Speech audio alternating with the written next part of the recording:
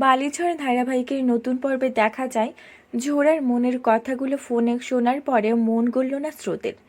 এখনো ভুল বুঝেই চলেছে স্রোত। দাদাভাই ঝোড়াকে সান্ত্বনা দিলে ঝোড়া বলে, দাদা আমি এখন এই লড়াইটা কিভাবে একা একা লড়বো দাদাভাই? বাপি যে আমার বিয়েটা ঠিক করে ফেলেছে। দাদার হাত থেকে ফোনটা নিয়ে কথা বলে ফোনটা রেখে দিল স্রোত। ওদিকে ঝোড়া কিছু খাচ্ছে না। মা সান্ত্বনা দিলে রাগ দেখায় ঝোড়া। মা মহার্ঘকে নিয়ে কথা বললে আরো রেগে যায় ঝোড়া। ঝোড়া বলে, মহার্ঘের মতো অনেক ভালো ছেলে এই পৃথিবীতে আছে। তোমরা যাও, তাদের সবাইকে ডেকে নিয়ে আসো, আর একে একে সবার সাথে আমার বিয়ে দিয়ে দাও। সবাই রুম থেকে বেরিয়ে গেলেও মহার্ঘ ঝোড়ার রুমে থেকে যায়। ঝোড়ার এক প্রশ্নের জবাবে বলে, আমি কেন মনে করব আমি তোমাকে বিয়ে করব? তুমি তো অন্য আরেকজনকে ভালোবাসো।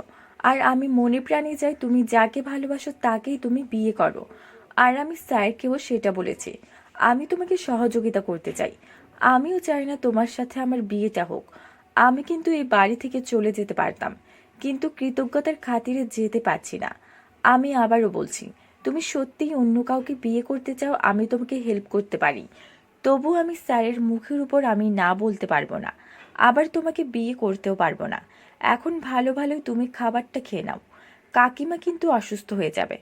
ঝোড়া বলে, মায়ের জন্য একেবারে দরদ উতলে উঠছে তাই না? মহার্ঘ বলে, হ্যাঁ তাই। কাকিমা কষ্ট পাক এমন কোনো কিছু আমি মেনে নিতে পারবো না।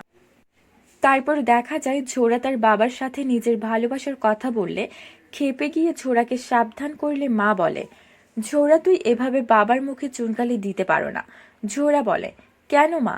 একদিন তুমিও তো তোমার বাবার মুখে চুনকালি দিয়ে আমার বাবার হাত ধরে একা একা চলে এসেছিলে।